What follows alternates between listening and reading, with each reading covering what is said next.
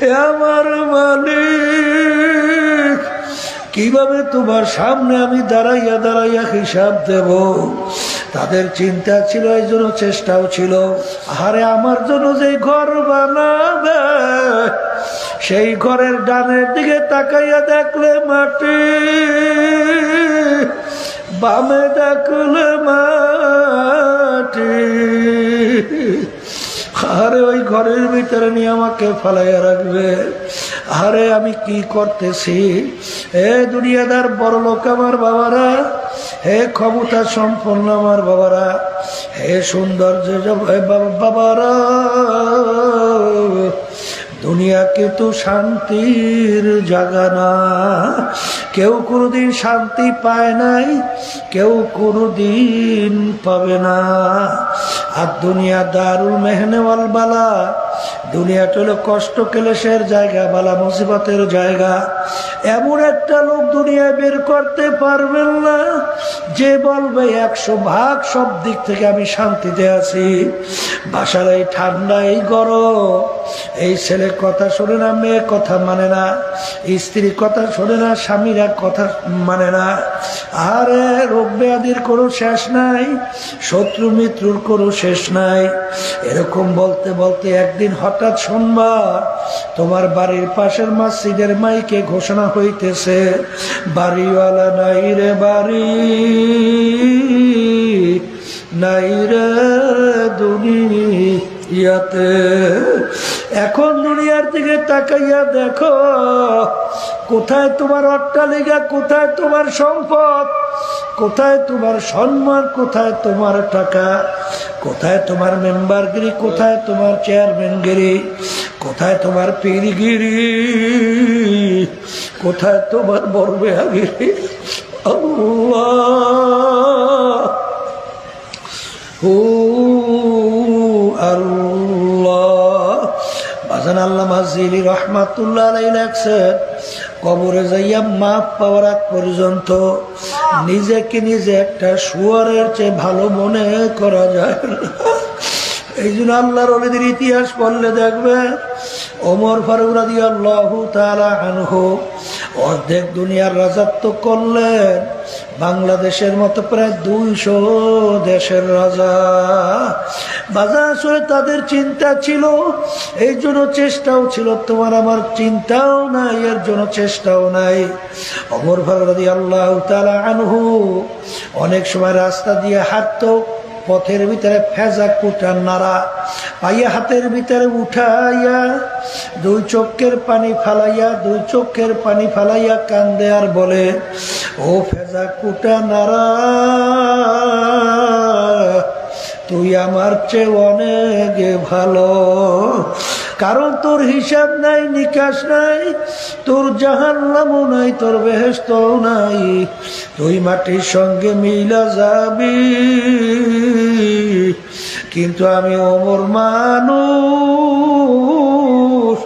কিয়ামতের ময়দানে আমার মালিকের সামনে দাঁড়াইয়া হিসাব দেওয়া লাগবে। ও ফেজা কুটা নারা,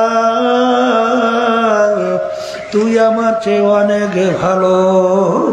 এই ওমর ফারুক রাদিয়াল্লাহু তাআলা আনহু অনেক সময় আফসোস করতেন আর বলতেন, আমার মালিক, তুমি যদি আমাকে মানুষ না বানাইয়া যদি একটা বকরির বাচ্চা বানাইতা, আমাকে তোমার বান্দা বান্দি জবাই কইরা পাক কইরা গোশত খাইয়া তোমার ইবাদত করতো, ইবাদতে লিপ্ত থাকতো, আমি একটা কাজে লাইগা যাইতাম। কিন্তু তুমি আমাকে বানাইছো মানুষ। আমার মালিক, কিভাবে তোমার সামনে আমি দাঁড়াইয়া দাঁড়াইয়া হিসাব দেব। তাদের চিন্তা ছিল, এই জন্য চেষ্টাও ছিল।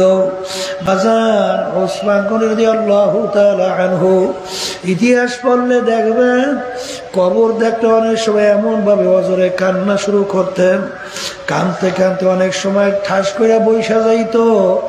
লোকেরা বলে, হুজুর আপনি এরকম কবর দেখলে কেন অস্থির হইয়া যায়? তিনি বলেন, ও আমার সাথীরা, আখিরাতের যেই কয়টা ঘাটি তার প্রথম নম্বর ঘাটি হইল কবর। এই কবরে যার সঙ্গে ভালো ব্যবহার হবে, সামনের ঘাটি তো ভালো ব্যবহারের আশা করা যায়। এই জন্য আমি কবর দেখলে সহ্য করতে পারি না। এই ক্ষেত্রে যে আমার আব্বাজান রহমাতুল্লাহ আলাইহি বলতেন, যেই মামলার তদবির নাই ওই মামলারও কিন্তু খালাস নাই। সাল্লাল্লাহু আলাইহি ওয়া আলা আলিহি ওয়া সাহবিহি ওয়া বারাকা ওয়া সাল্লাম। আল্লাহুম্মা সাল্লি আলা সাইয়্যিদিনা ওয়া নাবিয়িনা শাফিঈনা ওয়া হাবিবিনা ওয়া মাওলানা মুহাম্মদ সাল্লাল্লাহু আলাইহি ওয়া আলা আলিহি ওয়া আসহাবিহি ওয়া বারাকা ওয়া সাল্লাম। اللهم صل على سيدنا ونبينا شفيعنا وحبيبنا ومولانا محمد صلى الله عليه وعلى آله وصحبه وبارك وسلم. أعوذ بالله من الشيطان الرجيم. بسم الله الرحمن الرحيم. فأما من ثقلت موازينه فهو في عيشة راضية وأما من خفت موازينه فأمه هاوية وما أدراك ما هي نار حامية. صدق الله العلي العظيم. শুকরিয়া আদায় করতেছি মহান রব্বুল আলামিনের দরবারে। রব্বুল আলামিন ফিতনা ফাসাদের যুগে দুনিয়ার সমস্ত কাজ থেকে বিরত রেখে উলামায়ে কেরামদের মজলিস, জাকিরিন, শাকিরিন, সাদিকিন, অনেক আল্লাহর খাস বান্দারা এই মজলিসের মধ্যে আছে। এই মজলিসটাকে আল্লাহ রাসূল সাল্লাল্লাহু আলাইহি ওয়াসাল্লাম বলছেন বেহেশতের একটা বাগান। আমাদের জীবনের একটা সময় আল্লাহ রাব্বুল আলামিন এই মজলিসে কাটাবার সুযোগ করে দিয়েছেন। শুকরিয়া তার সবাই বলি আলহামদুলিল্লাহ। কিয়ামতের ময়দানে আল্লাহ রাব্বুল আলামিন বান্দাবান্দিকে মাফ করার জন্য ওসিলা তালাশ করবে। যাদের নিয়ত সহি, আল্লাহকে রাজি খুশির উদ্দেশ্যে মাহফিলে আসছেন, আল্লাহ রাব্বুল আলামিন এই ওসিলায়ও আপনাকে আমাকে নাজাতের ঘোষণা দিতে পারে, মাফ কইরা দিতে পারে। কথা ঠিক না? অনেক লোকের কানে মাহফিলের দাওয়াত পৌঁছার পরেও অনেকের সুযোগ থাকা সত্ত্বেও মাহফিলে আসে নাই। আবার তালাশ করলে দেখবেন বহু দূর থেকে আল্লাহর অনেক বান্দারা এই মাহফিলে পাগলের মতো ছুটে চলে আসছে। মান জাদ্দা ওয়াজাদা, যে যে জিনিস পাওয়ার জন্য চেষ্টা করে ওই জিনিসে পাইয়াও যায়। দাদাজান আব্বাজান সর্বনের জমিনে ঘুমাই আছে। আব্বাজান বলতেন দিনী মাহফিলে প্রথম থেকে শেষ পর্যন্ত থাইকে বাড়ি বিদায় হয়ে চলে গেলে আমল নামার মধ্যে কম পক্ষে হলেও 50 লক্ষ নেকি এরকম জমা হতেই পারে না। নিয়াত যাদের সহি, আল্লাহকে রাজি খুশির উদ্দেশ্যে যারা আসছেন, রব্বুল আলামিন লক্ষ লক্ষ নেকি আমল নামায় দান করবে। একটা ব্যাপার খেয়াল করতেছিলাম, এই জোরে কথা বললেন না, কাজ করলে ইশারায় করেন।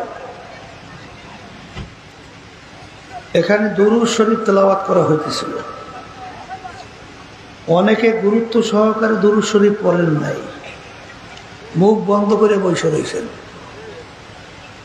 দুরূদ শরীফ পড়লে আল্লাহর রহমত নাজিল হইতে থাকে। দুরূদ শরীফ তেলাওয়াত করলে আল্লাহ এবং আল্লাহর রাসূল খুশি হয়ে যায়। আবু বকর সিদ্দিক রাদিয়াল্লাহু তাআলা আনহু আল্লাহ রাসূল সাল্লাল্লাহু আলাইহি ওয়াসাল্লামকে প্রশ্ন করলেন, আল্লাহ রাসূল, উম্মতরা যদি আপনার উপরে দুরূদ শরীফ পাঠ করে সেই উম্মতদের উপরে আপনি কি পরিমাণ খুশি হন? আল্লাহ রাসূল সাল্লাল্লাহু আলাইহি ওয়াসাল্লাম বলেন, আবু বকর, তুমি বেহেশতের ভিতরে ঢুকতে পারলে যে পরিমাণ খুশি হও তার চেয়ে বেশি খুশি হই আমি ওই উম্মতদের উপরে যারা আমার উপরে দুরূদ শরীফ পাঠ করে। আল্লাহ হাবিব সাল্লাল্লাহু আলাইহি ওয়াসাল্লাম একদিন মসজিদের মেম্বারে প্রথম পা রাখলেন, বললেন আমিন। দ্বিতীয় পা রাখলেন, বললেন আমিন। তৃতীয় পা রাখলেন, বললেন আমিন। সাহাবায়ে কেরাম বললেন, হে আল্লাহ রাসূল সাল্লাল্লাহু আলাইহি ওয়াসাল্লাম, এইরকম মেম্বারে পা রাখা অবস্থায় আপনাকে তো আমিন বলতে শুনি নাই, আজকে আমিন বললেন, কারণ কি? আল্লাহ রাসূল সাল্লাল্লাহু আলাইহি ওয়াসাল্লাম বলেন, জিবরাইল আমিন আসছে, তিনটা দোয়া করছে, ওই দোয়া কবুল হওয়ার জন্যে আমি আমিন বলছি। জিবরাইল আমিন আসছে। আচ্ছা বলেন তো, আল্লাহর হুকুম ছাড়া জিবরাইল আলাইহিস সালাতু ওয়াস সালাম আসতে পারছে? তাহলে আসার হুকুম দিয়েছে কে? কে পাঠাইছে? জিবরাইল আলাইহিস সালাতু ওয়াস সালাম আল্লাহর হুকুম ছাড়া দোয়া করতে পারছে? তাহলে দোয়া শিক্ষা দিয়েছে কে?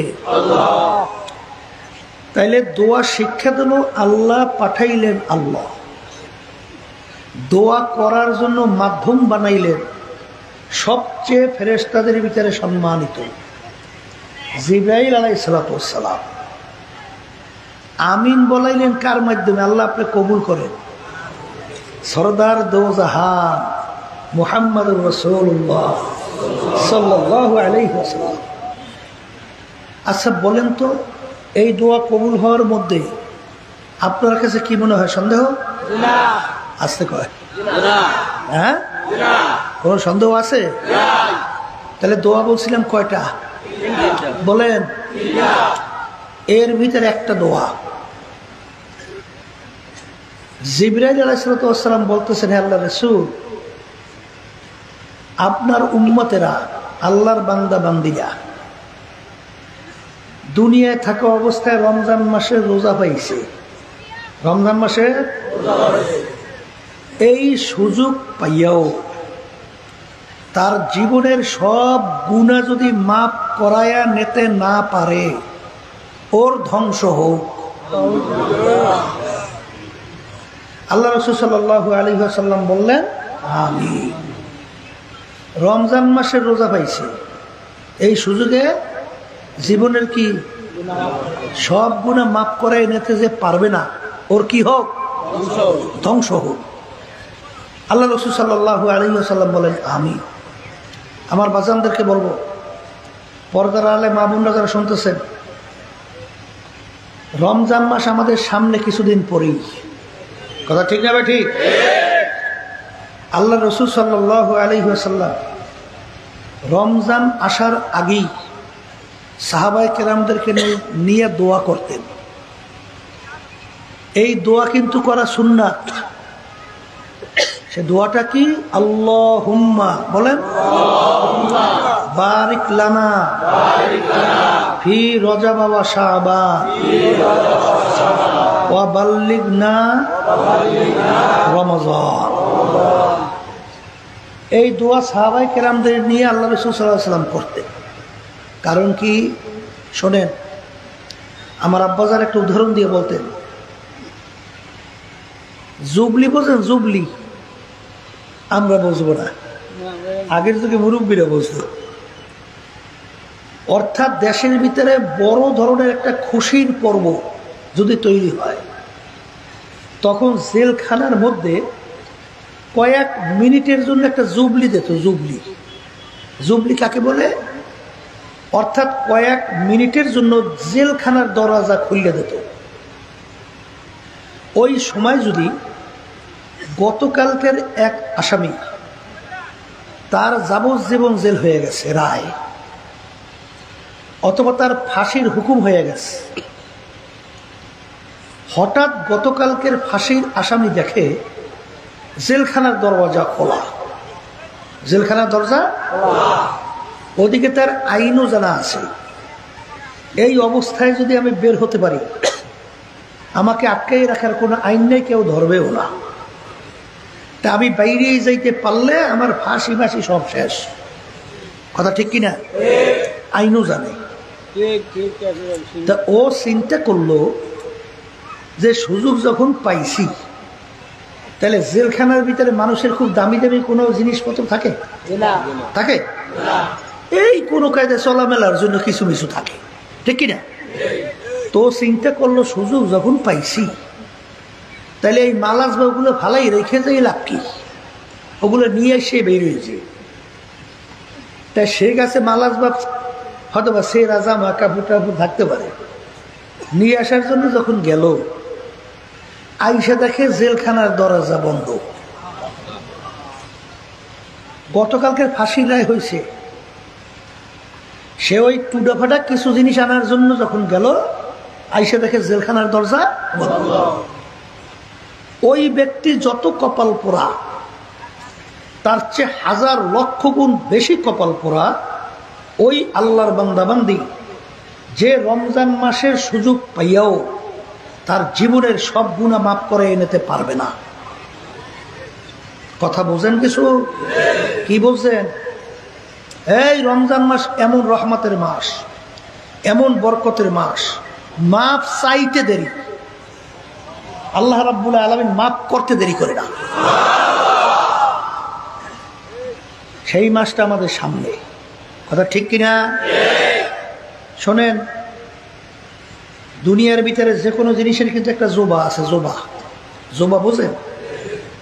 এই চরের ভিতরে ফসল লাগায় না, ধান লাগায় না? লাগায় না? চরে কিন্তু সবসময় ধান লাগাইলে হয় না, ও ধান লাগানোর কিন্তু একটা জোবা আছে। ক্ষেতের ভিতরে আপনারা বিভিন্ন ফসল করেন না, সবসময় লাগাইলে হয় না? একটা জোবা, অর্থাৎ উপযুক্ত সময় আছে না নাই? যারা নেক কামাই করতে চান, বলেন, যারা নেক কামাই করতে চান, তাদের নেক কামাই করার উপযুক্ত জোবা বা সময় হলো রমজান মাস। সবাই বলেন সুবহানাল্লাহ। বলে তা কেমন? শোনেন, আমরা একটু আগে এশার নামাজ পড়ছেন না? ফরজ ওয়াজিব না সুন্নাত? আসতে কয় ফরজ না? এরকম এশার 70 বার ফরজ এশার নামাজ আদায় করবেন। কত ফরজ? 70 এশার নামাজ আদায় করবেন, 70 বার। তাই 70 বার এশার ফরজ আদায় করলে যেই পরিমাণ সওয়াব পাবেন, রমজান মাসে যদি একবার এশার নামাজ আদায় করেন, এই 70 বার এশার নামাজের সমান সওয়াব আল্লাহ রাব্বুল আলামিন এক এশার ফরজে দান করবে। আর কি নেক কামাই করার জোবানা? কথা বলেন। এই আমরা সুন্নাত নামাজ পড়ি না? রমজান মাসে যদি যে কোনো একটা সুন্নাত আপনি আদায় করবেন, এখন যে ফরজ আদায় করলে যেই পরিমাণ সওয়াব হয়, রমজান মাসে এক সুন্নাতে আল্লাহ রাব্বুল আলামিন ফরজের সমান সওয়াব দান করে। কি নেক কামাই করা? আসতে কয়। তাই যে নাকি ইমানদার, যে নাকি, আমি আপনাদের সামনে যে আয়াত শরীফ তেলাওয়াত করছি, প্রথম আল্লাহ রাব্বুল আলামিন কোরআনুল কারীমের ভিতরে ঘোষণা করছেন। কি ঘোষণা করছেন? কিয়ামতের ময়দানে আল্লাহ রাব্বুল আলামিন বান্দা বান্দি আমল নামা দাড়ি পাল্লাই দিয়ে ওজন দেবে। কিতে ওজন দেবে? বলেন বলেন। দাড়ি পাল্লায় ওজন দিয়ে যাদের নেকের পাল্লা ভারী হবে, নেকের পাল্লা তাদের ব্যাপারে আল্লাহ ঘোষণা করছেন, তাদের জন্য আমি ঘোষণা করলাম বেহেশত। সুবহানাল্লাহ। আর দাড়ি পাল্লায় দিয়ে ওজন দেওয়ার পরে যাদের নেকের পাল্লা হালকা, গুনার পাল্লা ভারী, তাদের ব্যাপারে আল্লাহ রাব্বুল আলামিন ঘোষণা করছেন, ফাগুল্লুহু, হে ফেরেশতারা ওদেরকে বাঁধো, ওদেরকে বলেন বলেন মিন ওয়ারাইহিম জাহান্নাম, আমার শাস্তির জায়গা জাহান্নামের মধ্যে ফিক্কা ফিক্কা ফেলাইয়া দাও। এখন নেকের পাল্লা কি করা লাগবে? একটু আস্তে বলে বলেন, ভারী করা লাগবে। কি করা লাগবে? এই ভারী করার সবচেয়ে মোক্ষম একটা সুযোগ হলো রমজান মাস। কথা ঠিক না? ঠিক। এই আল্লাহ রাব্বুল আলামিন সুন্নাতের সব বাড়াই দেয় ফরজের সমান। এক ফরজের সব বাড়াই দেয় 70 ফরজের সমান। আল্লাহু আকবার। এই রমজান মাসের ভিতরে এমন একটা রাত্রি আছে, যেই রাত্রি সম্পর্কে আল্লাহ রাব্বুল আলামিন বলছেন, খায়রুম মিন আলফি শাহরিন, 1000 মাসের চেয়ে উত্তম। কয় মাস? এই কথা কিন্তু বেশি মনে থাকবে না, 2-1টা ভিতরে বসাইতে হবে। 1000 মাসের চেয়ে উত্তম হিসাব করলে দেখা যায় 83 বছর 4 মাস হয়। 83 বছর 4 মাস যদি আপনি 24 ঘন্টার জন্য ইবাদতের ভিতরে লিপ্ত থাকেন, 24 ঘন্টা, কয় ঘন্টা? এক মুহূর্ত আপনার ইবাদতের বাহিরে যায় নাই, এরকম কতদিন? 83 বছর 4 বছর, 83 বছর 4 মাস। এরকম যদি আপনি ইবাদতের ভিতরে লিপ্ত থাকেন, যেই পরিমাণ সওয়াব পাবেন রমজান মাসের ওই রাত্রিটায় তার চেয়ে বেশি সওয়াব পাবেন। একটা মানুষ 83 বছর 4 মাস বাঁচুন না, সংখ্যাও তো কম, কথা কয় না? এই জন্য ইমানের একটা অংশ হলো রমজান মাসের ওই রাত্রিটা সবে কদর, এইটা তালাশ করা। কথা ঠিক কিনা? ওই রাত্রিটা আছে কোন মাসে? আসতে বলে রমজান মাসে। তাইলে রমজানের রোজা কি রাখবেন না ছেড়ে দেবেন? হ্যাঁ, হুশ থাকতে, জীবন থাকতে একটা রোজাও ছাড়বেন না, এরকম নিয়াত কারা কারা করতে পারে? আল্লাহ হাতে। আলহামদুলিল্লাহ, সবাই উঠেছে? পর্দালে মা বোনরা উঠে আল্লাহ দেখুক। আলহামদুলিল্লাহ, হাত নামা সবাই বলেন আল্লাহুম্মা আমিন। আল্লাহ আপনি কবুল করে নেন। আমার বাজানদেরকে বলবো, ওই যে 3টা দোয়ার কথা বলছি, 1 নম্বর কি বলছিলাম? রমজান মাসে রোজা পাইয়াও সুযোগে সৎ ব্যবহার করতে, মানে গুনাহ মাফ করে এনেতে পারবে না, তার কি হোক? বলেন ধ্বংস হোক। তাইলে যারা নাকি গুনাহ মাফ করে নিতে পারবেন না, তারা তো ধ্বংস হয়েই যাবেন। দোয়া তো কবুল, দোয়া কি? তাহলে ধ্বংস অনিবার্য, কোনো সন্দেহ আছে? আবার জোরে কন। আল্লাহ আমাকে আমাদের সবাইকে তৌফিক দান করে।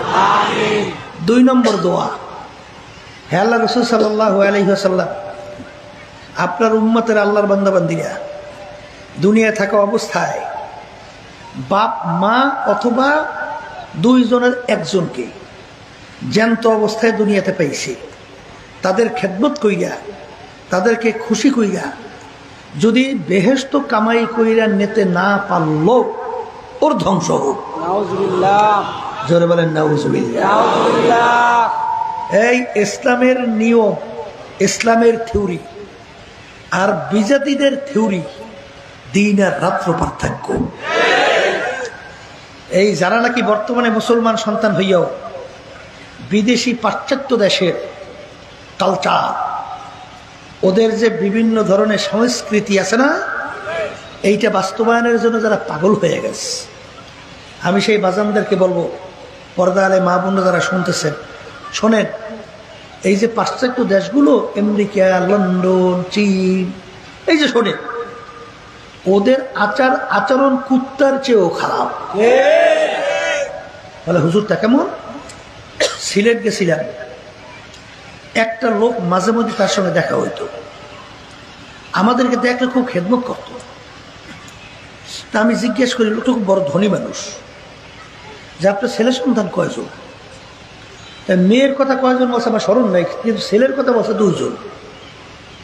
আমি জিজ্ঞেস করলাম, ছেলে 2 জন কই? বলে হুজুর বলতে পারি না। আমি বললাম আশ্চর্য হয়ে, কি বলেন, আপনার ছেলে আপনি বলতে পারেন না মানে? বলে হুজুর আমেরিকার নিয়ম হলো ছেলে মেয়েরা যখন বড় হয় তখন যার ইচ্ছে মতো সেদিকে চলে যায়, যার যার ইচ্ছা মতো সেদিকে চলে যায়, বাপ মা তাদেরকে বাধা দেওয়া কোনো আইন নাই। যদি কোনো বাপ মা জোর করে বাধা দেয় আর ওই সন্তানরা যদি প্রশাসনের কাছে অভিযোগ করে, তখন তাদের দেশে আইন হলো সঙ্গে সঙ্গে তাদেরকে হ্যান্ডকাপ লাগাইয়া জেলে নিয়ে যায়। এখন এই ছেলেরা কোথায় গেছে হুজুর বলতে পারি না। এটা কি মানুষের জীবন না পশুর জীবন? আর একটু আসতে কম। হ্যাঁ, আপনার দেশে কুত্তা আছে? কুত্তা, হ্যাঁ, কুত্তার বাচ্চা কাচ্চা হয় না? আচ্ছা, কুত্তার বাচ্চাগুলো যখন বড় হয় তখন কুত্তা যায় কোন দিকে আর বাচ্চারা যায় কোন দিকে? কোনো খবর আছে? আসতে কয়। আপনার কাছে গরু আছে? গরুর বাচ্চারা যখন বড় হয় গরু যায় কোন দিকে আর গরুটা বাচ্চা যায় কোন দিকে? খবর আছে? তাহলে এই জীবনটা কিসের? আসতে কয়। আর ইসলামের থিওরি কি শোনেন? আর একটা ওই যে শোনেন নাই, ওরা বৃদ্ধাশ্রম বানায়, বৃদ্ধাশ্রম। কি নাম দেশে? ভদ্র ভাষা, ভদ্র। আমাদের দেশে খড় বানায় না, খড়। এই আমি তো চেয়ারম্যানও ছিলাম, আমি খড় বরাদ্দ দিতাম এলাকার মধ্যে। অর্থাৎ পশু গরু ছাগল যদি ফসল খাইতো তখন নিয়ে আটকাই রাখার জন্য ওইটা কি কয় আপনাদের দেশে? খড়ই তো কয়। তা ঠিকই তো আছে, ঠিক আছে। তাহলে ওই বিদেশে আমেরিকা সহ ওরা খড় বানাইছে, ভদ্র ভাষা নাম দিয়েছে বৃদ্ধাশ্রম। আসলে ওই আশ্রমের মধ্যে ওখানে কিন্তু গরু ছাগল বাঁধে না, ওখানে তো যাদের বাপ মা বুড়ো হয়ে গেছে তখন তাদেরকে নিয়ে ওই খড়ের ভিতরে ফালাই রাখে। একই মানুষের জিন্দেগি? আসতে কয়। আর ইসলামের থিওরি দুইজনকে পাইছো অথবা দুইজনের একজনকে পাইছো, তাদের খেদমত কইরা খুশি কইরা দুনিয়া থাকা অবস্থায় বেহেশত যে কামাই কইরা নিতে পারবে না, ওর ধ্বংস হোক। কি বুঝলেন? এখন কি মুসলমান সন্তানরা বাপের খেদমত করবে না করবে না? আসতে বলে করবে করবে করবে। আল্লাহ রাসূল সাল্লাল্লাহু আলাইহি ওয়াসাল্লাম বলেন, বাপ মার সঙ্গে এরকম কোনো খারাপ আচরণ করা যাবে না যেই আচরণের মাধ্যমে বাপ মা কষ্ট পায়, কষ্টদায়ক কোনো শব্দ বের হয়, আহ ও, এই ধরনের কোনো খারাপ আচরণ করা। সাহাবায়ে কেরাম বলেন, আল্লাহ রাসূল সাল্লাল্লাহু আলাইহি ওয়াসাল্লাম, বাপ মা যদি আমাদের উপরে জুলুম করে, শব্দটা কি? অন্যায়, অবিচার যদি করে, তাহলে কি তাদের সঙ্গে খারাপ ব্যবহার করা যাবে না? আল্লাহ রাসূল সাল্লাল্লাহু আলাইহি ওয়াসাল্লাম বলেন, ওয়াইন জলামাকা ওয়াইন জলামাকা ওয়াইন জলামাকা, বাপ মা যদি তোমাদের উপরে জুলুমও করে জুলুমও করে জুলুমও করে, তারপরও তাদের সঙ্গে এরকম কোনো খারাপ আচরণ করা যাবে না যেই আচরণের মাধ্যমে বাপ মা কষ্ট পায়। কথা ঠিক না? ঠিক। এই নীতি আদর্শ শিক্ষা দেশে কোন নীতি আদর্শ? জোরে বলে। এই জন্য আমার বাজানদেরকে হলো 2 নম্বর দোয়া পাইছেন তো? 3 নম্বর দোয়া আল্লাহ রাসূল সাল্লাল্লাহু আলাইহি ওয়াসাল্লাম বলে, এই জিবরাইল আলাইহিস সালাতু ওয়াস সালাম দোয়া করে, আল্লাহ রাসূল আপনার নাম শোনার পরে যারা দুরূদ শরীফ পড়বে না ওদের ধ্বংস হোক। কি বলছেন? কি হোক? তাহলে আল্লাহ রাসূল সাল্লাল্লাহু আলাইহি ওয়াসাল্লামের নাম শুনলে দুরূদ শরীফ পড়া লাগে? পড়া ওয়াজিব, না পড়লে গুনাহ হয়। কিন্তু অনেককে দেখলাম যে গুরুত্ব সহকারে দুরূদ শরীফ পড়েন নাই। কি দুরূদ শরীফ পড়বেন? আসতে কয় পড়বেন তো? আল্লাহ আমাকে আমাদের সবাইকে তৌফিক দান করুন। এখন আমার ভাইদেরকে বলবো, পর্দায় মা বোনরা যারা শুনতেছে, শোনেন, মাহফিল কিন্তু বুঝের জন্যে। মাহফিল যারা মানুষ তারা কিন্তু বুঝবে।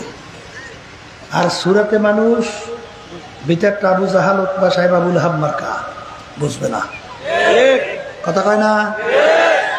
আবু জাহাল আল্লাহর হাবিব সাল্লাল্লাহু আলাইহি ওয়াসাল্লামের পবিত্র জবান থেকে দ্বীনের দাওয়াত পাওয়ার পরেও বুঝছিল, ঈমান আনছিল। আবুল আহাব উতবা সাহেবা, এই আবুল আহাব কিন্তু আল্লাহর হাবিবের আপন চাচা, আবার আপন বেয়াই। আল্লাহ রাসূল সাল্লাল্লাহু আলাইহি ওয়াসাল্লামের দুই মেয়েকে এই আবুল আহাবের দুই ছেলের সঙ্গে বিবাহ দিছিল।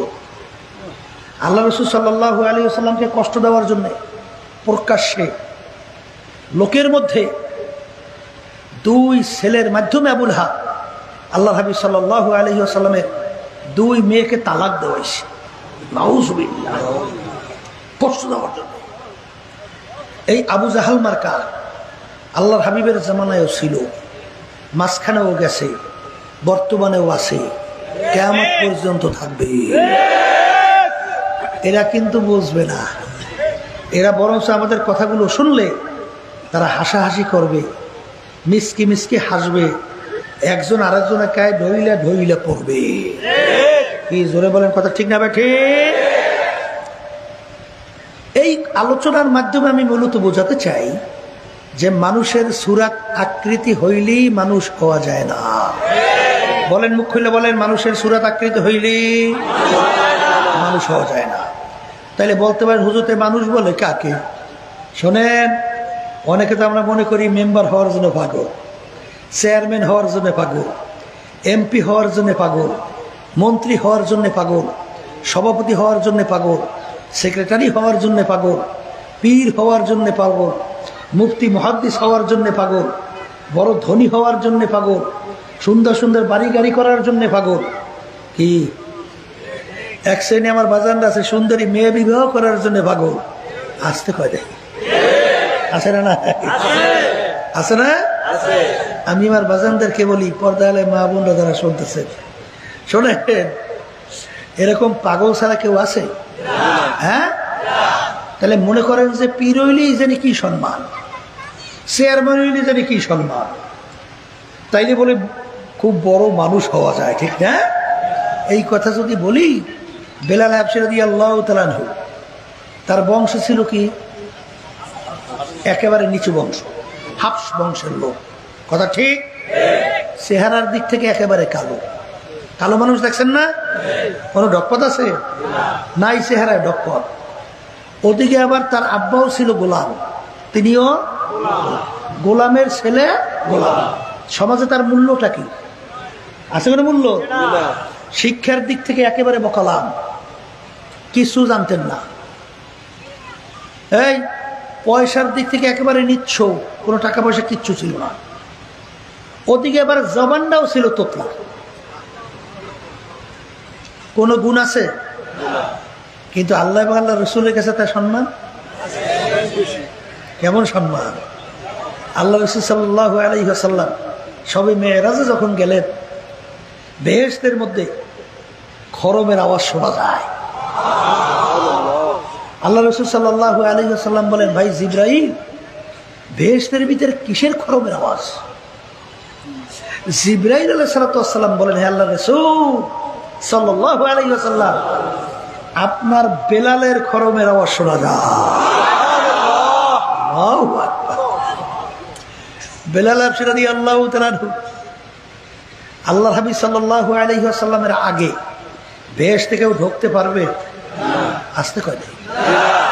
আল্লাহ রাসূল সাল্লাল্লাহু আলাইহি ওয়াসাল্লাম যেই বাহনের উপরে বৈশা বেহেশতের ভিতরে প্রথম ঢুকবে, সেই বাহনের রশি বা লাগামটা কার হাতে?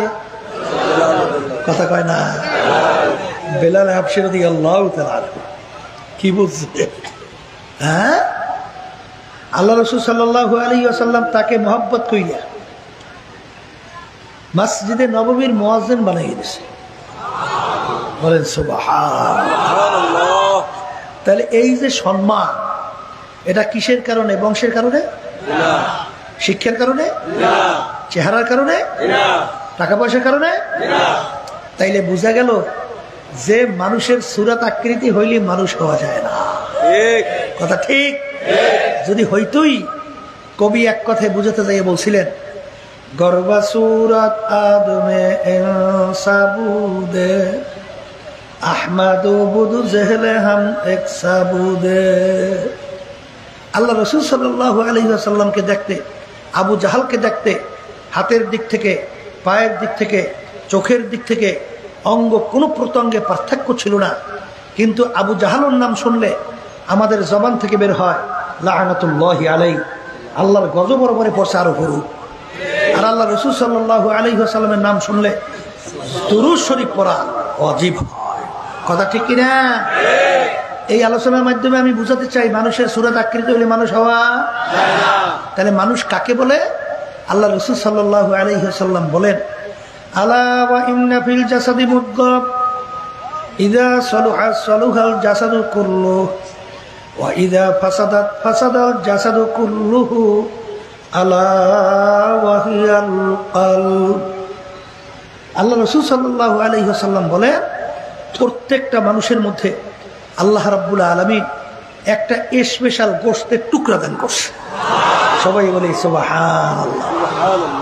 এই গোশতের টুকরাটা যখন ভালো হয়ে যায়, আল্লাহ রাসূল বলতেছেন ওই মানুষটা ফেরেশতার চেয়েও সম্মানিত হয়ে যায়। ওই গোশতের টুকরা যখন খারাপ হয়, এক পর্যায়ে আল্লাহ রাসূল সাল্লাল্লাহু আলাইহি ওয়াসাল্লাম বলে ওই মানুষটা কুত্তা, শিয়াল, শুয়োরের চেয়েও খারাপ হয়ে যায়। ওই গোশতের টুকরার নাম হলো কলব। বলেন গোশতের টুকরার নাম কি?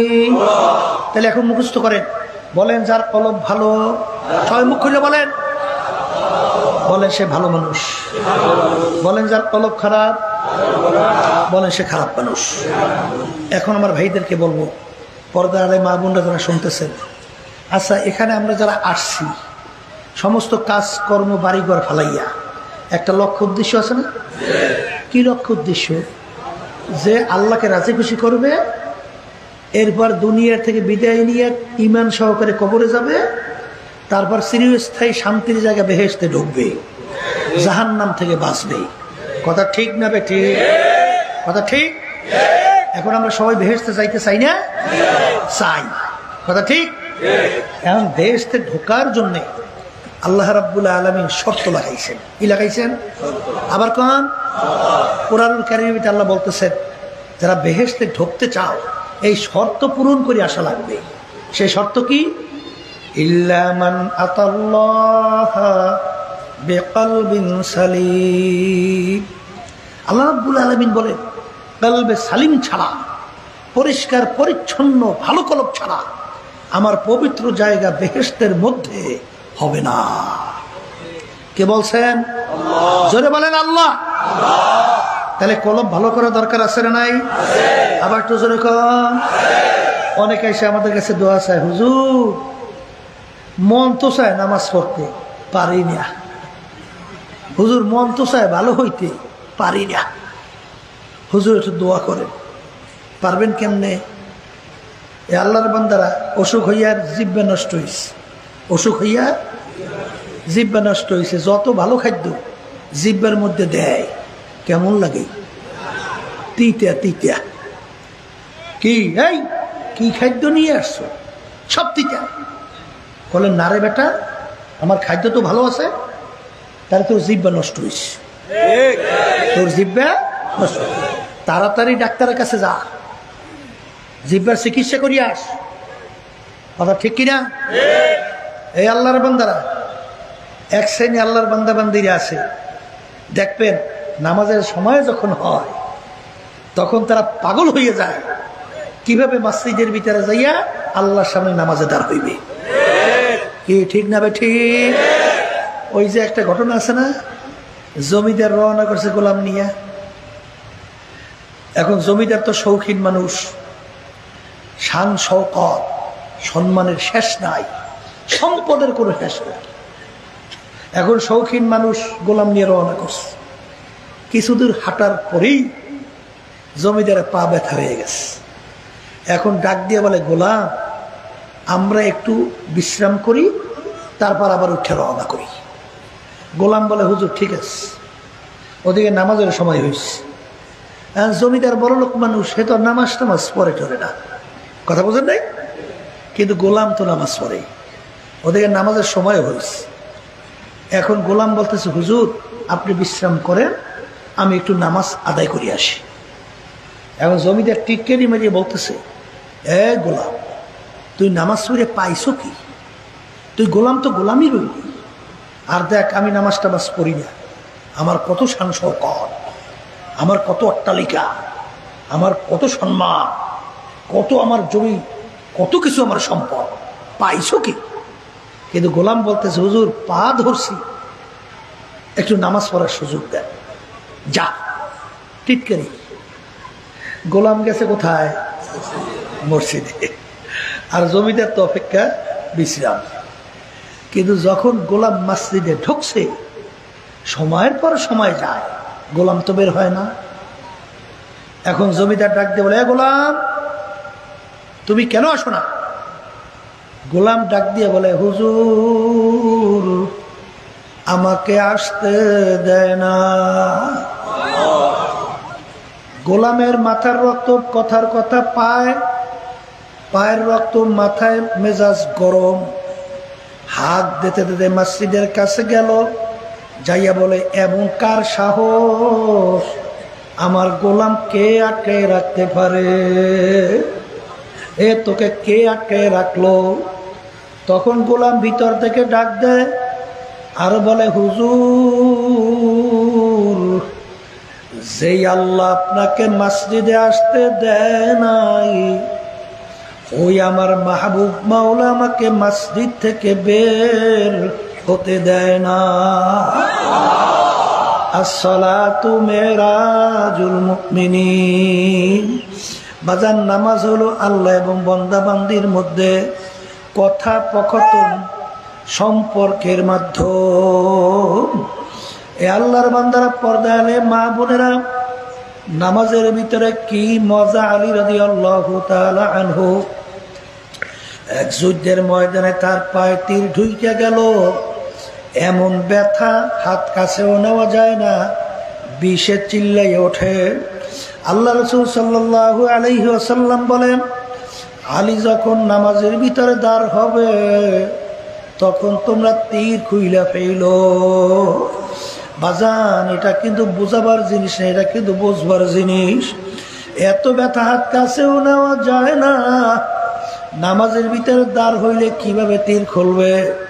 আলী রাদিয়াল্লাহু তাআলা যখন নামাজে দাঁড় হইয়া গেল, এখন তীর ধইরা টানে।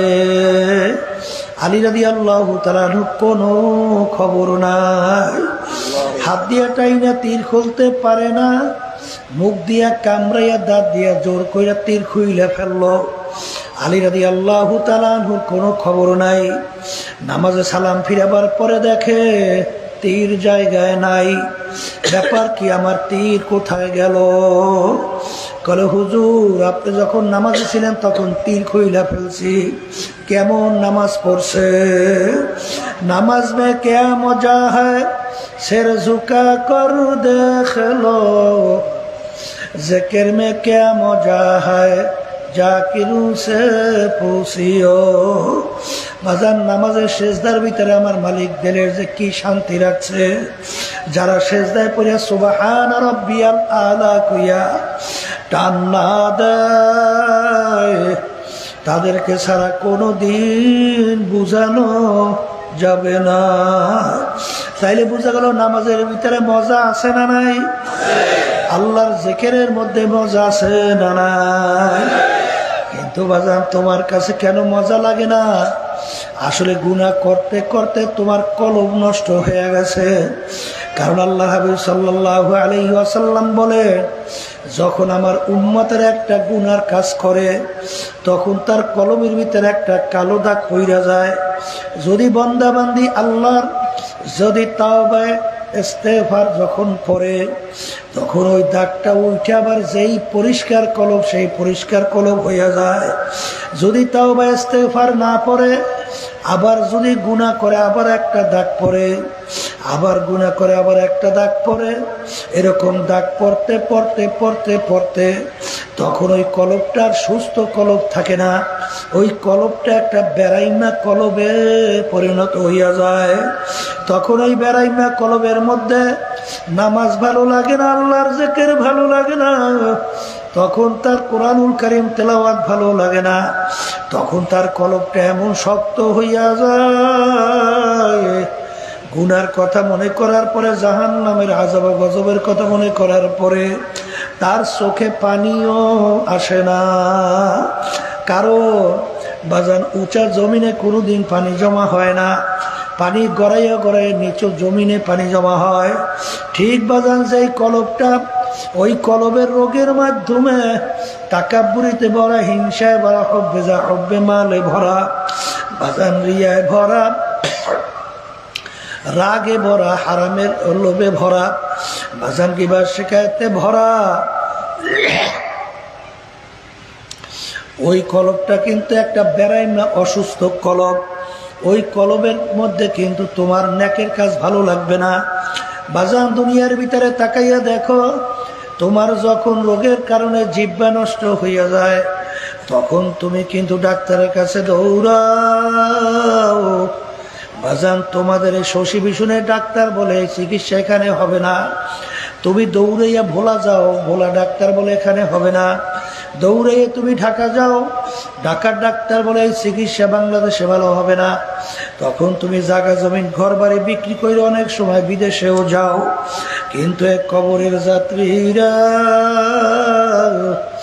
যত চিকিৎসা শরীরের করো না কেন, একদিন না একদিন কিন্তু মৌতের শরাব পান করা লাগবে, অর্থাৎ মরণ কিন্তু লাগবে। কিন্তু এই কবরের যাত্রীরা আল্লাহ রাব্বুল আলামিন বেহেশতে যাওয়ার ব্যাপারতে শর্ত লাগাইছেন, ইল্লা মান আতাল্লাহা বিকলবিন সালিম, পরিষ্কার সুস্থ কলব ছাড়া আমার বেহেশতে জায়গা হবে না। বাজার এই কলবের রোগের চিকিৎসক কারা? এফআরসিএস ডাক্তার, এমবিবিএস ডাক্তার না, না, এই কলবের চিকিৎসক হলো হক্কানি উলামায়ে কেরাম, হক্কানি পীর বুজুর্গেরা। এ কবরের যাত্রীরা, তোমার নামাজ ভালো লাগে না, রোজা ভালো লাগে না, আল্লাহর হুকুম নবীর তরিকা অনুযায়ী চলতে ভালো লাগে না, তখন তুমি কোন হক্কানি আলেমের কাছে যাও না, হুজুর আমার কেন নামাজ ভালো লাগে না, আমার কেন আল্লাহর হুকুম নবীর তরিকা অনুযায়ী চলতে ভালো লাগে না। কিন্তু মনে রাখো, যদি শরীরের রোগ বুঝাও, যদি ডাক্তারের কাছে না যাও, এক সময় দেখবা তোমাকে ধ্বংস কইরা ফেলবে। ঠিক কলবের রোগ বুঝাও যদি হক্কানি আলেমদের পরামর্শে না যাও, বাজার এই অবস্থায় যদি তুমি খোদা না কাস্তা মৌতের বিছানায় পেটখানায় ভাসাইয়া বসো, এ কবরের যাত্রীরা দ্বিতীয়বার দুনিয়াতে আইসা কলবের চিকিৎসা করার সুযোগ কিন্তু আর পাওয়া যাবে না। আসলে তোমার আমার চিন্তাও নাই, চেষ্টাও নাই। বলকের বাদশাহ ইব্রাহিম বিন আদহাম রহমাতুল্লাহ আলাইহি বাজান বাড়ির দরজায় মুসাফির, বলে বাদশার সঙ্গে একটু দেখা করব। বাজান মাহারে পাহারাদার তো ছাড়তে চায় না, না বাদশার সঙ্গে আমি দেখা করবই। এক পর্যায়ে বাদশা ডাক দিয়ে বলে, কে? কলে হুজুর পথিক, দেও সাইরা আপনার সঙ্গে দেখা করবে। মুসাফির যাইয়া বলে, বাদশা সালাম দিয়ে আপনার এই মুসাফির খানা আমি একটু থাকতে চাই। তখন বাদশা বলে, ওরে বোকা, তুই তো আমার ইজ্জত নষ্ট করছো, এটা হইল আমার স্থায়ী বাড়ি। মুসাফির খানা কাকে বলে? বাড়ির দরজায় ঘর দেখছো, দেখছি, ওইটা হইল মুসাফির খানা। হুজুর ওইটার পরিচয় কি? ঘরে রাস্তায় পথিক চলতেছে, সন্ধ্যা হয়ে গেল, অস্থায়ীভাবে রাত্রি যাপন করলো, আবার পরদিন ভোরে ওইটা তার গন্তব্যে চইলা যায়, এরকম অস্থায়ীভাবে আসে এবং যায়, তাকে বলে মুসাফির খানা। কলে হুজুর স্থায়ী বাড়ি কাকে বলে? যেখানে সব সময়ের জন্য মানুষ বসবাস করে। কলে হুজুর তাইলে দুনিয়া সৃষ্টির পর থেকে আপনি মনে হয় এই বাড়িটি আছে। তখন বাদশা বলে, বোকা মুসাফির না, আমার আগে ছিল আমার আব্বা, হুজুর আপনার আব্বা কোথায় গেল? কলে সে তো কবরে চইলা গেছে। কলে হুজুর সে কি আসবে না? কলে ওরে বোকা মুসাফির, মানুষ একবার যদি দুনিয়া থেকে বিদায় নিয়ে কবরে যায় আর কোনদিন আসে না। কলে হুজুর আপনার আব্বার আগে কে? দাদা। আমার আপনার দাদা কোথায়? কলে সেও তো কবরে চলে গেছে। কলে হুজুর সেও কি আসবে না? সে কোনোদিন আসবে না। বাদশাহ আপনি মনে হয় চিরজীবন থাকবেন। তখন বাদশাহ বলে, পাগল মুসাফির, কুল্লু নাফসিন যায়িকাতুল মাউত, মানুষ মরণশীল, আমি একদিন মারা যাব, আমি একদিন কবরে যাব। কলে আপনি কি আর আসবেন না? না, আমি আর কোনোদিন আসবো না। তখন মুসাফির হলে, বাদশাহ রে, আপনি আমাকে বলছেন বোকা, আসলে বড় বোকা তো আপনি। এই বাদশাহ আপনার বাড়ির দরজায় মুসাফির খানা, একবার মানুষ থাইকা চইলে গেলে আবার সে ইচ্ছা করলে থাকতে পারে, কিন্তু আপনার এই মুসাফির খানা থেকে যদি একবার কেউ বের হইয়া যায় আর কোনদিন আসে না। মুসাফির হাম এহসাবায় কবর আখের ঠিকানা, কোই আগে রওয়ানা হয় কোই পিছে রওয়ানা। বলার সঙ্গে সঙ্গে বাদশার চিন্তার পরিবর্তন ঘটে গেল। আমি এই বাদশাহী দিয়া কি করব? আমি এই সম্মান দিয়া কি করব? আমি এই সম্পদ দিয়া কি করব? আমি এই অট্টালিকা বাড়ি দিয়া কি করব? এত দেখতে না দেখতে শেষ হইয়া যায়। আরে আমার জন্য যে ঘর বানাবে, সেই ঘরের ডানের দিকে তাকাইয়া দেখলে মাটি, বামে দেখলে মাটি। আরে ওই ঘরের ভিতরে নিয়ে আমাকে ফালাইয়া রাখবে। আরে আমি কি করতেছি? হে দুনিয়াদার বড় লোক আমার বাবারা, হে ক্ষমতা সম্পন্ন আমার বাবারা, হে সৌন্দর্য বাবারা, দুনিয়া কিন্তু শান্তির জায়গা না। কেউ কোনোদিন শান্তি পায় নাই, কেউ কোনোদিন পাবে না। আর দুনিয়া দারুল মেহনে ওয়াল বালা, দুনিয়াটা হলো কষ্ট ক্লেশের জায়গা, বালা মুসিবতের জায়গা। এমন একটা লোক দুনিয়ায় বের করতে পারবেন না যে বলবে 100 ভাগ সব দিক থেকে আমি শান্তিতে আছি। বাসার এই ঠান্ডা, এই গরম, এই ছেলে কথা শোনে না, মেয়ে কথা মানে না, স্ত্রী কথা শোনে না, স্বামীরা কথা মানে না। আরে রোগ ব্যাধির কোনো শেষ নাই, শত্রু মিত্রুর কোনো শেষ নাই। এরকম বলতে বলতে একদিন হঠাৎ শুনবা তোমার বাড়ির পাশের মসজিদের মাইকে ঘোষণা হইতেছে, বাড়িওয়ালা নাই রে বাড়ি, নাই রে দুনিয়াতে। এখন দুনিয়ার দিকে তাকাইয়া দেখো, কোথায় তোমার অট্টালিকা, কোথায় তোমার সম্পদ, কোথায় তোমার সম্মান, কোথায় তোমার টাকা, কোথায় তোমার মেম্বারগিরি, কোথায় তোমার চেয়ারম্যানগিরি, কোথায় তোমার পীরগিরি, কোথায় তোমার বরবেয়াগিরি। আল্লাহ হু আল্লাহ। বাজান আল্লামা জিলি রহমাতুল্লাহ আলাইহি লেখছেন, কবরে যাইয়া মাপ পাওয়ার আগ পর্যন্ত নিজেকে নিজে একটা শুয়ারের চেয়ে ভালো মনে করা যায় না।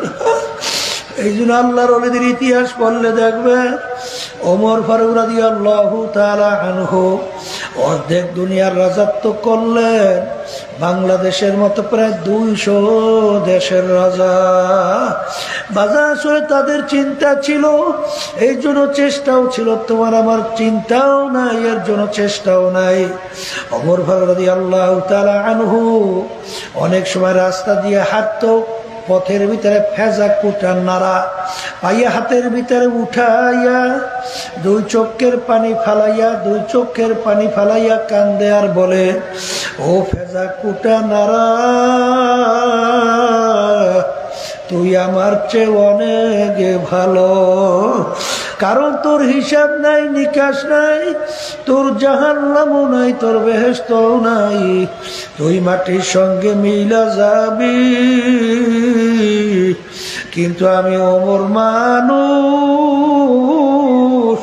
কিয়ামতের ময়দানে আমার মালিকের সামনে দাঁড়াইয়া হিসাব দেওয়া লাগবে। ও ফেজা কুটা নারা, তুই আমার চেয়ে অনেক ভালো। এই ওমর ফারুক রাদিয়াল্লাহু তাআলা আনহু অনেক সময় আফসোস করতেন আর বলতেন, আমার মালিক, তুমি যদি আমাকে মানুষ না বানাইয়া যদি একটা বকরির বাচ্চা বানাইতা, আমাকে তোমার বান্দা বান্দি জবাই কইরা পাক কইরা গোশত খাইয়া তোমার ইবাদত করতো, ইবাদতে লিপ্ত থাকতো, আমি একটা কাজে লাইগা যাইতাম।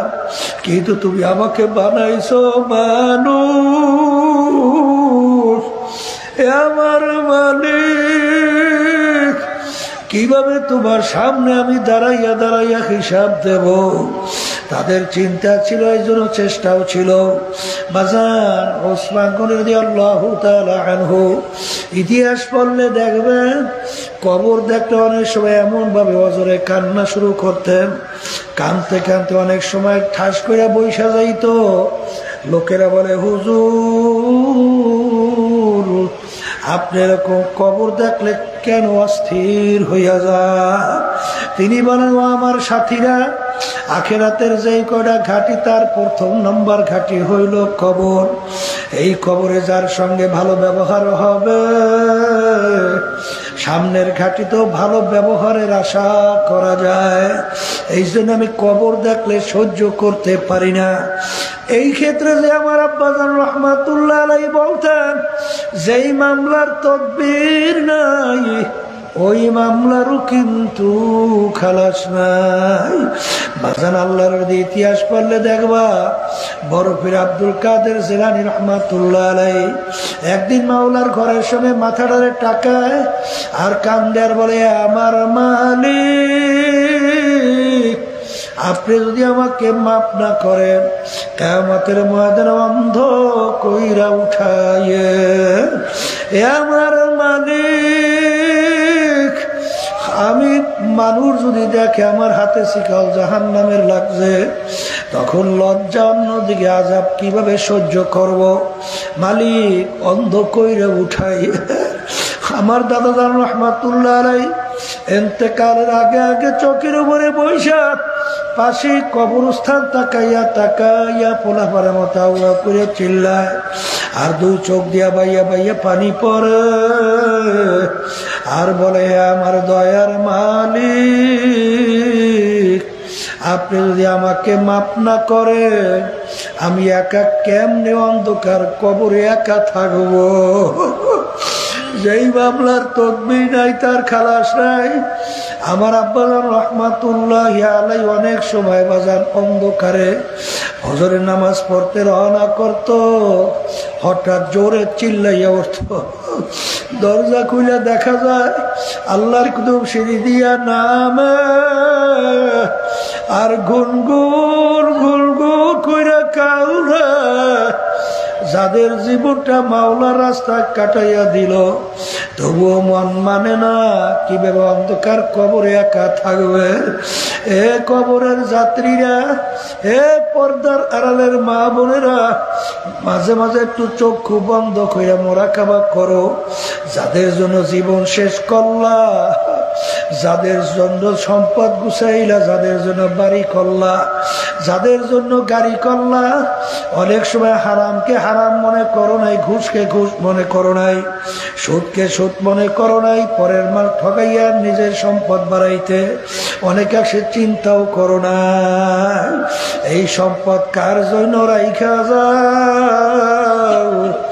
বাজান সন্তান যদি দিনদার আল্লাহওয়ালা না হয়, ওই সন্তান তোমার আমার কবরের পাশে যাইয়া দু চোখের পানি ছাইরা মালিকের দরবারে দোয়া করবে, রব্বির হামহুমা কামা রব্বায়ানি সগীরা। এই নসিবে বুঝি তোমার দোয়া নসিবে জুটবে না। এই জন্য আমার বাজানদেরকে বলবো, যাদের জন্য জীবন শেষ করলা, বাংলাদেশের ভিতরে খবর নিয়ে দেখো। আমি সিলেট যাওয়ার পরে একজন গাড়িতে আমাকে দেখায়, হুজুর আরে ওই বড় ধনী করোনা ভাইরাসের সময় মারা গেল, মারা যাওয়ার পরে এই পাহাড়ের ভিতরে দাফন করছে, ওর সন্তান রাস্তার ওই পাশে দাঁড়াইয়া রইছে, বাপের কবরের কাছে একটু যাইয়া দোয়াও করে না। কার জন্য সম্পদ রেখে যাও, কার জন্য হারামকে হারাম বলো না, ঘুষকে ঘুষ বলো না, সুদকে সুদ বলো না, পরের মার ঠগাইয়া নিজের সম্পদ বাড়াইতেও চিন্তা করো না। এই সম্পদ কার জন্য রেখে যাও। মাঝে মাঝে একটু চক্ষু বন্ধ করো, মুরাকাবা করো। যেদিন আল্লাহু আকবার, যেই ঘরের জন্য জীবন শেষ করলা, যেই সম্পদের জন্য জীবন শেষ করলো, এমন একটা দিন আসবে ওই ঘর থেকে তোমাকে নামাবার জন্য তাড়াহুড়া শুরু করবে, বলবে তাড়াতাড়ি করো। বেশিক্ষণ থাকলে ফুইলা ফাইটা পয়সা বন্ধ হইয়া যাবে, তাড়াতাড়ি করো। কেউ দৌড়ায় দোকানে কাপড় কেনার জন্য, কেউ দৌড়ায় বড়ই পাতে দিয়া গরম পানি করার জন্য, কেউ দৌড়ায় খোলতা কুড়ান নিয়া কবর খোদার জন্য। একবার কবরে রাইখা যার যার বাড়ি বাতি জ্বালাবে, তোমার কবর যে অন্ধকার হইয়া রইল, ওই অন্ধকারের খবর কবরে কে নেবে? ওই কবরে আমার মালিক যদি বাতি না জ্বালায়, ওই কবরে তো আর বাতি জ্বলবে না। এই যে আমার বাগানদেরকে বলবো, পর্দারে মাহবুবদেরকে বলবো, যারা দুনিয়ার স্বাধীনতা পাইয়া ধরাকে সরা জ্ঞান মনে করো না, বাজার আল্লাহর হুকুম নবীর তরিকা অনুযায়ী চলো না, আমি সেই বাজানদেরকে বলবো, পর্দারে মাহবুবদেরকে বলবো, কবরে কোনো দলাদলি নাই। কেউ যদি কবরে পরিচয় দেয়, আমি চরমনায়ের মুড়ি, আমি অমুক পীরের মুড়ি, আমি তালুকদার, আমি চৌকিদার, আমি জমিদার, আমি চৌধুরী, আমি অমুক বংশের লোক, আমি হাওলাদার, আমি অমুক শিক্ষিত, আমি চেয়ারম্যান, আমি মেম্বার, আমি এমপি, আমি মিনিস্টার, আমি জমিদার, এই পরিচয় কিন্তু কবরে নাই। কবরে কিন্তু প্রশ্ন তিনটা। 1 নম্বর মান রব্বুকা, 2 নম্বর আমার দিনুকা, 3 নম্বর আমার নাবিয়ুকা। এই 3 প্রশ্নের ভিতরে কোথাও কিন্তু নাই তুমি পীর কিনা, তুমি মুরিদ কিনা, তুমি মুফতি কিনা, তুমি মুহাদ্দিস কিনা, তুমি চেয়ারম্যান কিনা, তুমি মেম্বার কিনা, তুমি ধনী না গরিব, সুন্দর না কালো, শিক্ষিত না অশিক্ষিত। বাজান, যারা দুনিয়ায় স্বাধীনতা পাইয়া সর্বক্ষেত্রে আমার মালিককে রব মানতে না পারবা, বাজান সে তো আর উত্তর দিতে পারবা না। রব্বি আল্লাহ, আমার রব একমাত্র আল্লাহ। যারা দুনিয়ার চক্ষু খোলা অবস্থায় বাজান আইন দেওয়ার মালিক মনে করছো জনগণ, অর্থাৎ যারা নাকি এই প্রচলিত গণতন্ত্র মানব, এই গণতন্ত্রের প্রবক্তা হলো আমেরিকার প্রাক্তন প্রেসিডেন্ট আব্রাহাম লিঙ্কন। তিনি এই গণতন্ত্রের থিওরি দিছিল, government of the people, by the people, for the people. এক কথায় তিনি বুঝাতে চায় সমস্ত ক্ষমতার মালিক জনগণ। সবাই বলো নাউজুবিল্লাহ। এই নীতি আদর্শ বিএনপিও কিন্তু লালন করে, আওয়ামী লীগও কিন্তু এই নীতি আদর্শ লালন করে, জাতীয় পার্টি সহ দুনিয়ামুখী রাজনৈতিক দলগুলো এই নীতি আদর্শ লালন করে। এ কবরের যাত্রীরা, যারা নাকি দুনিয়ায় থাকা অবস্থায় যারা আল্লাহ এবং আল্লাহ রসুলের নীতি আদর্শ বাজান পছন্দ করবা না, তারা কিন্তু কবরে যাই উত্তর দিতে পারবে না রব্বি আল্লাহ। তারা বলবে হা হা লা আদরি, আমি তো জানি না আমার রবকে। বাজান দ্বিতীয় নম্বর আমাদিনুকা, যারা ইসলামের নিয়ম অনুযায়ী, যারা বাজান প্রতিটা ক্ষেত্রে কালচার আদর্শ সংস্কৃতি যাদের ভালো লাগবে না, বিদেশিদের কালচার, বিজাতিদের কালচার যাদের কাছে ভালো লাগবে বাজান, তারা তো বলতে পারবে না আমার ধর্ম হলো ইসলাম। তৃতীয় নম্বর আল্লাহর হাবিবকে দেখাবেন যারা নাকি দুনিয়া থাকা অবস্থায় আল্লাহ রসুল সাল্লাল্লাহু আলাইহি ওয়াসাল্লামকে নেতা মানতে পারবে না। হারে দুনিয়ার মানব রচিত তন্ত্র মন্ত্র বাস্তবায়নের জন্য যারা নেতৃত্ব দিছিল, তাদেরকে যারা নেতা হিসাবে মানবা, নেত্রী হিসাবে মানবা, তারা তো আল্লাহর রসুলকে দেখিয়া চিনতে পারবা না। তারা বলবে ব্যক্তিকে আমরা চিনি না। তিন পুরুষে যখন ধরা খাইয়া যাবা, আল্লাহ রাব্বুল আলামিন বলবে ফেরেশতারা নাফরমান পুরুষটার উত্তর ঠিক মতো দিতে পারে নাই, আরে ওর কবরেই কবর থাকবে না। আরে হুফরাতুম মিন হুফারিন নার, ওদের কবরের সঙ্গে জাহান্নামের সঙ্গে সম্পর্ক তৈরি কইরা দাও। ওই নাফরমানের কবরের মধ্যে জাহান্নামের আগুন এসে ভইরা যাবে বাজার, কিয়ামত পর্যন্ত উল্টাইয়া পুল্টাইয়া পড়তে থাকবে। এই জন্য আমার বাজানদেরকে বলবো, পর্দালে মা বোনদেরকে বলবো, বাজান ভালো করে দুনিয়া থাকা অবস্থায় বুঝা শুইনা চিন্তা ভাবনা কইরা কবরে রওনা করো। একবার যদি কবরে যাইয়া ঠগ, আর দ্বিতীয়বার দুনিয়াতে আইসা আপিল কইরা জিতবার কিন্তু আর আশা নাই। আল্লাহর হাবিব বলেন, হে আমার উম্মতেরা, কবরের ভিতরে মানুষ কোন অবস্থায় থাকবে? সমুদ্রের ভিতরে যদি কেউ পইরা যায়, সমুদ্রের ভিতরে বাঁচার জন্য মাথা একবার উপরে উঠায়, আবার তুফানে তার মাথা নিচের দিকে নিয়ে যায়, আবার বাঁচার জন্য মাথা উপরে উঠায়, আবার তুফানে তার মাথা নিচে নিয়ে যায়, আরে আবার উপরে মাথা উঠাইয়া একটু ঢেলো ঢেলো তাকায়, আমাকে কেউ একটু উপর থেকে ধরেনি। ওই ব্যক্তি যেই মুসিবতের মধ্যে আছে, এর সে হাজার লক্ষ কোটি গুণ বেশি মুসিবতের ভিতরে থাকবে নাফরমান কবরের মধ্যে। বাজান আমি বলি না, আল্লাহর রসুল বলছেন, আমি শুধুমাত্র শুনাইয়া যাই বাজান। এই জন্য আমার ভাইদেরকে বলবো, পর্দালে মা বোনদেরকে বলবো, নেকের পাল্লা ভারী করো, গুনার পাল্লা হালকা করো। আর নেকের পাল্লা ভারী করার জন্য আল্লাহ রাব্বুল আলামিন তোমাকে আমাকে হুকুম করছেন, ওয়াকুনু মা'আস সাদিকিন, তোমরা সাদিকিন বান্দাদের সঙ্গী হইয়া যাও। বাজার যাদের চরমনায় তরিকা ভালো লাগে, এই তাওবার ভিতরে নিয়াত কইরেন, বর্তমান পীর সাহেব হুজুর চরমনাই, তার কাছে মুরিদ হয়ে গেলাম। আর যাদের চরমনায় তরিকা ভালো লাগে না, তারা নিয়াত কইরেন এমন জায়গায় যাবা, যেই জায়গায় গেলে দিনের দিন দিল নাকে ঝোঁকে, গুনার থেকে ফেরে কলম নরম করে কবরে যাওয়ার আশা করা যায়। এরকম জায়গায় যাইয়া তওবা কইরা, মাওলার পাগল হইয়া নেকের পাল্লা ভারী কইরা, গুনার পাল্লা হালকা কইরা, তারপর মাওলার কবরে রওনা করো। কারণ বাজার তোমাদের এলাকায় পরীক্ষা কইরা দেখো, যারা হক্কানি তরিকার সঙ্গে, হক তরিকার সঙ্গে, বিশেষ করে চরমনাই তরিকার সঙ্গে জড়াইয়া আছে, তাদের আমল, আর যারা হক তরিকার সঙ্গে জড়াইয়া নাই, তাদের আমলের ভিতরে দিন আর রাত্র পার্থক্য। বাজান দলাদলি বুঝি না, কার কখন কোন সময় ডাক আসবে জানি না। একবার যদি কেউ কবরে যাইয়া ঠগ, আর দ্বিতীয়বার দুনিয়াতে এসে আপিল কইরা জিতবার কিন্তু আর আশা নাই। আল্লাহুম্মা আমিন।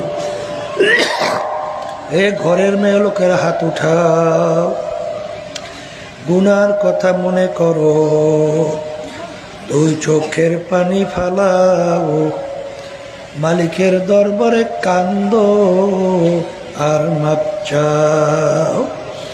যদি কান্না না আসে মনকে বুঝাও রে মন, একদিনে ঘরের দরজা দিয়া নতুন বউ হইয়া উঠছিল রে মন।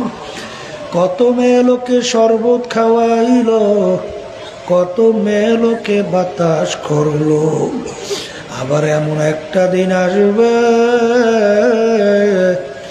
এই ঘরের দরজা দিয়া মরা লাশ হইয়া বের হবা।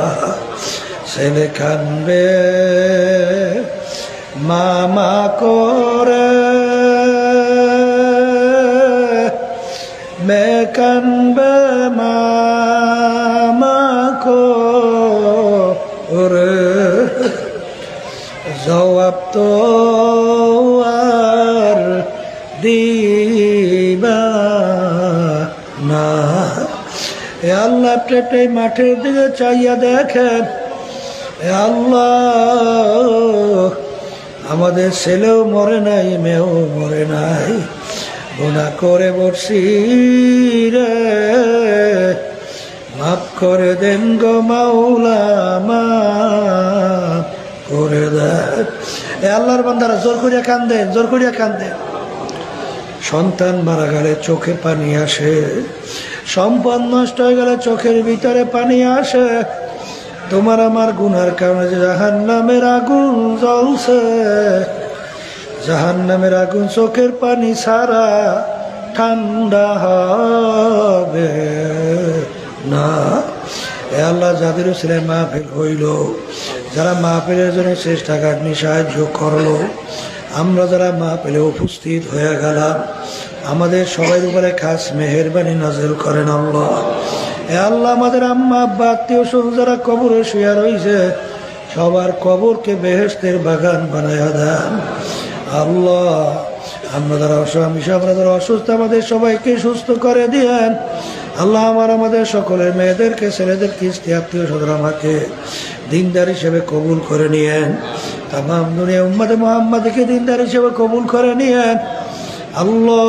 সব আপনাতে সুপুর্দ করলাম, দয়া মায়া করে কবুল করে নেন। সুবহানা রাব্বিকা রাব্বিল ইজ্জাতি আম্মা ইয়াসিফুন ওয়া সালামুন আলাল মুরসালিন, আলহামদুলিল্লাহি রাব্বিল আলামিন।